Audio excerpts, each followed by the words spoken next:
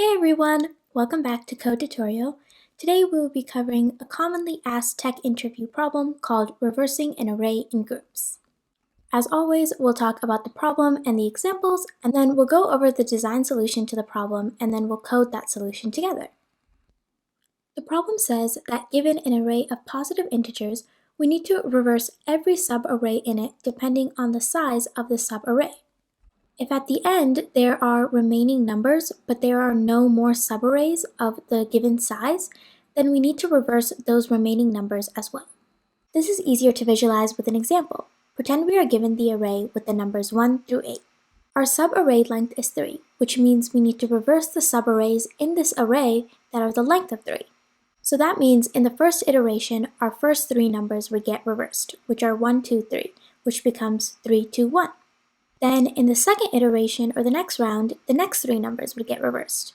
So in our case, the numbers 4, 5, 6 will become 6, 5, and 4.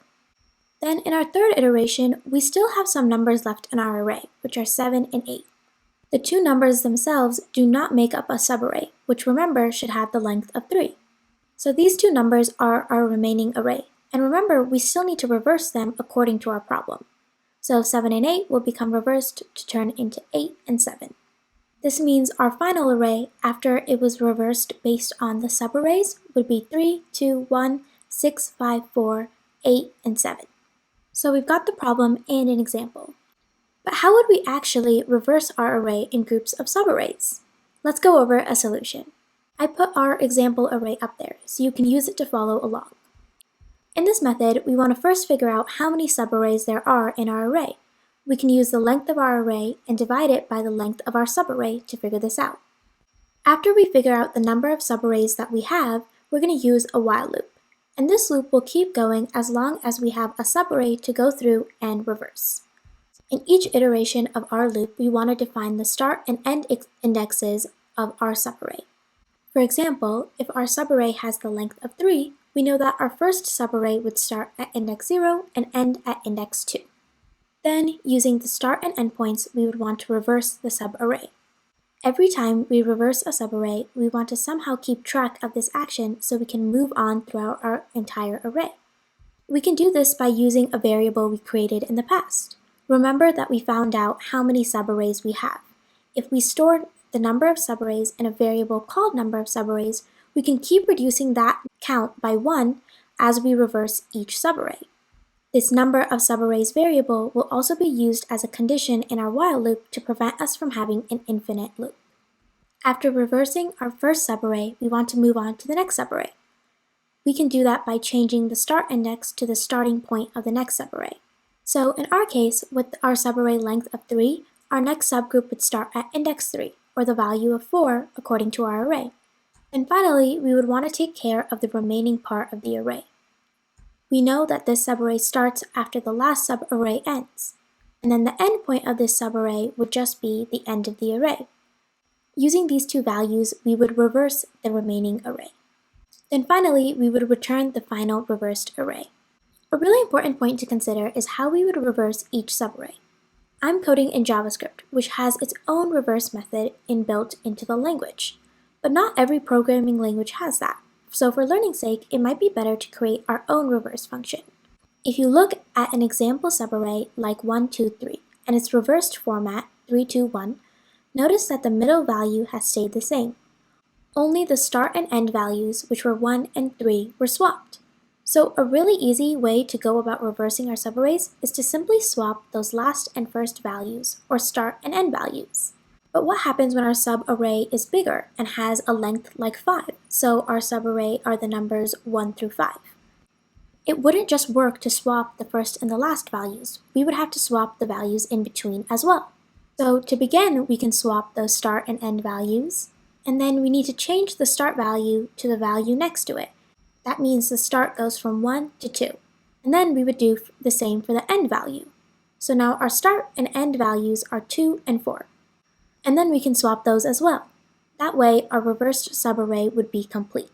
If you think about it, depending on the size of our subarray, we want to keep swapping as long as the start value is less than the end value. If the start value is greater, we know that the values have already been swapped and our array has already been reversed. Now that we've gone through our design solution, we can code our method. I'm in Visual Studio Code, and I'm coding in JavaScript, but you can follow along with any code editor or language of your choice. So our solution, again, is to derive subarrays using the start and end indexes and reverse each. I'm also putting our example array in the expected output up there. So our first step is to create a function that takes in an array as well as a subgroup length. Let's call this function reverse array in groups. Our second step is to find out how many subarrays are in our array. We can do this again by dividing our array length by our subgroup length. If this number is a decimal, we want to round this number down. To do this, we can use the math.floor function. And then we can set the answer of this math equal to a variable called number of subarrays. To debug as I go and make sure my code is working properly, I like to console.log a lot of my variables. You don't have to do this, but I highly recommend that you do try it to make sure your code is working the same as my code. In our case, if you log number of subarrays on your console, it should divide 8, which is the array length, by 3, which is the subarray length. We can round that down, and that should show us that there are 2 subarrays in our array. Now we're on step 3, which is to define the start and end indexes of our subarray. I'm going to define the start index according to the first subarray. So it's going to start at index 0, which is the beginning of the array. Our start index is going to keep changing in our while loop as we reverse each subarray. That means I have to define the start function above our loop. We can also create our end variable now, but define it inside our loop later on. So that means step 4 is to set up a while loop. We want to keep iterating as long as there is a subarray to reverse. So we will say while the number of subarrays is greater than 0. Now that we have created our loop, let's come back to step 3 inside our loop and define our end index. We want our end index to be based off of our start index and subarray length. So in our case, our subarray length is 3, so for our first subarray, the start would be at index 0, and our end would be at index 2. To make an end index that would work for every case of our subarray, the end should be equal to a formula, which is start index plus subarray length minus 1. You log this for our first iteration, that end index should be equal to 2. Now that we have our start and end of our subarrays fixed, let's reverse. We're going to create a reverse function and call it here. I'm going to create a reverse function above of this current function. So as you can see, I've put in a reverse array function, which will take in an array and the start and end points to the array. I described earlier about how we want to reverse our array, but again, we want to swap the end and start values with each other. We're going to keep doing this as long as the start index is less than the end index, hence our while loop. If the start is greater than the end index, we know that the array values have already been swapped and reversed.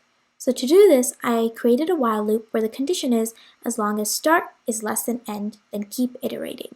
Then inside the while loop, I've added some code which shows how the end and start values are getting swapped. Then remember, we don't want to just swap the start and end values, but we want to swap any in-between values that might exist to reverse the entire subarray. That means we can increase the start value by 1 and decrease the end value by 1, and then swap those as well to take care of any additional values in the subarray if they exist. Now we can scroll back down to our main function and our while loop here. Let's call the function that we just created and pass in our array and our start and end indexes at the moment. Then you can console.log your array to see how it's changing. If you do, in the first iteration, the first subarray should be reversed, so it should print 3, 2, 1, and then the remaining array as it is, 4, 5, 6, 7, and 8.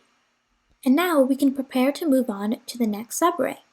We can readjust our number of subarrays variable by reducing it to 1. And then we can readjust our start index so it starts at the next subarray, which means the value next to the end of the last subarray. Our 9th step would be to take care of our remaining array and reverse any remaining numbers if they are left. I would do this in the condition of the while loop itself, so I've scrolled up so you can see that. To account for the remaining array, I would go back up into the while loop and change the condition, and you can see that I've done that.